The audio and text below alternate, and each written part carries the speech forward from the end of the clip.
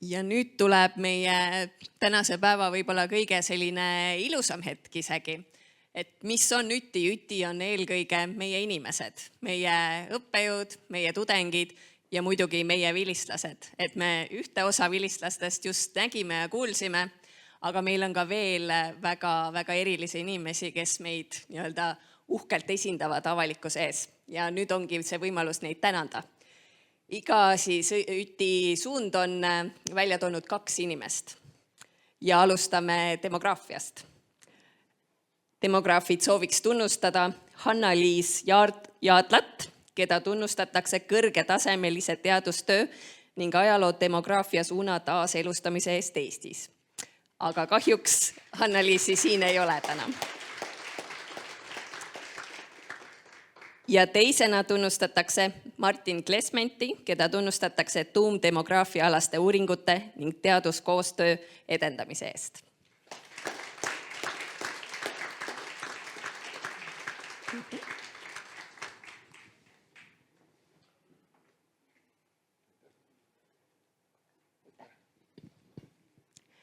Järgmine suund on sotsiaalkaitse.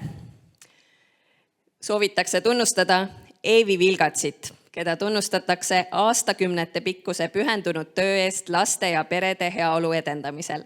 Ta on tunnustatud sotsiaalvaldkonna spetsialist ja Papaveri eestvedaja, kelle missioonitundlik tegevus toetab iga lapse ja pere toimetulekut, väärikust ning õigust abile, olles samas inspireeriv eeskuju kolleegidele ja tudengitele.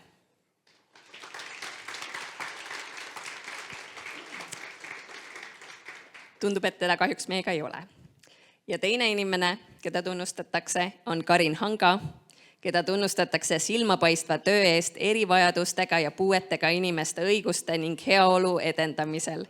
Tema teadustöö ja pühendumus on aidanud kujundada kaasavamat ja õiglasemat ühiskonda, kus iga inimene tunneb end väärtuslikuna.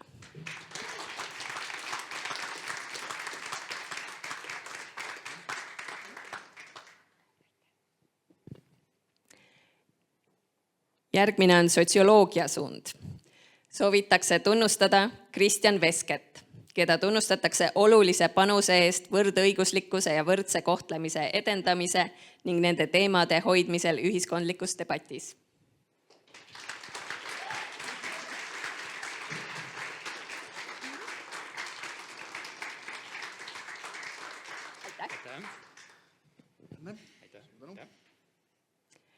Ja teisena tunnustatakse Hanna-Liisa Uusmad, keda tunnustatakse pühendunud töö eest soolise võrdõiguslikkuse ja lähisuhte vägivalla ennetuse edendamisel ning ühiskondliku teadlikkuse tõstmisel. Aitäh!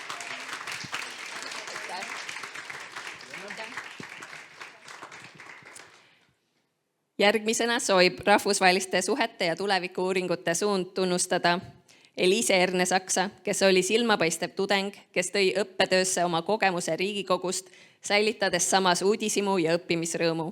Tema lõputöö, mis sidus Eesti raiemahud Venemaa sõjaga Ukrainas, näitas nii teoreetilist sügavust kui ka uuenduslikku lähenemist. Eeskujulik näide Eesti professionaalist, kes viis oma oskused ja teadmised uuele tasemele rahvusvaheliste suhete magistriõppekavas.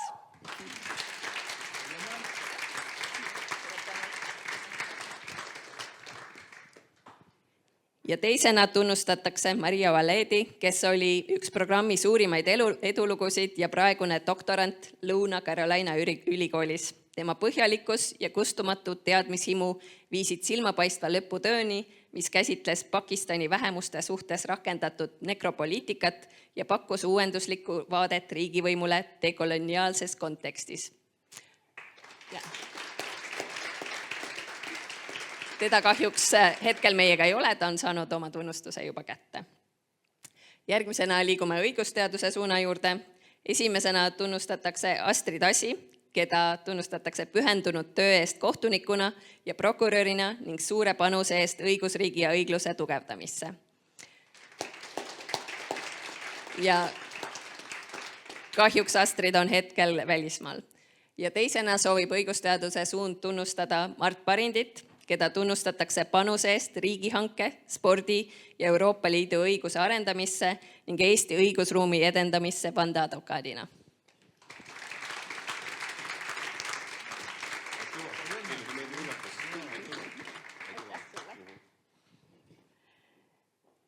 Ja järgmisena soovib riigiteaduste suund tunnustada Kristi Klaasmägi, keda tunnustatakse laiapindse panuse eest avaliku sektori arengusse ning haridusuuendustega seotud projektide eduka juhtimise eest.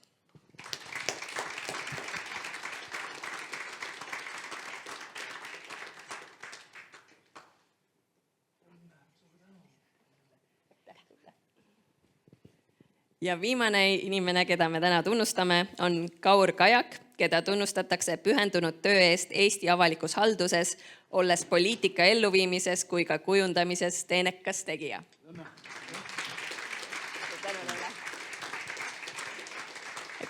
Tõesti suured tänud meie vilistlastele, neid nimesi oleks palju rohkem, keda esile tuua, aga me sundisime kahjuks 2 piirduma.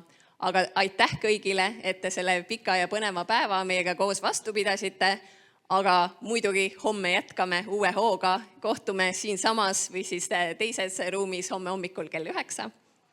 Suured tänud ja ilusat õhtu jätku!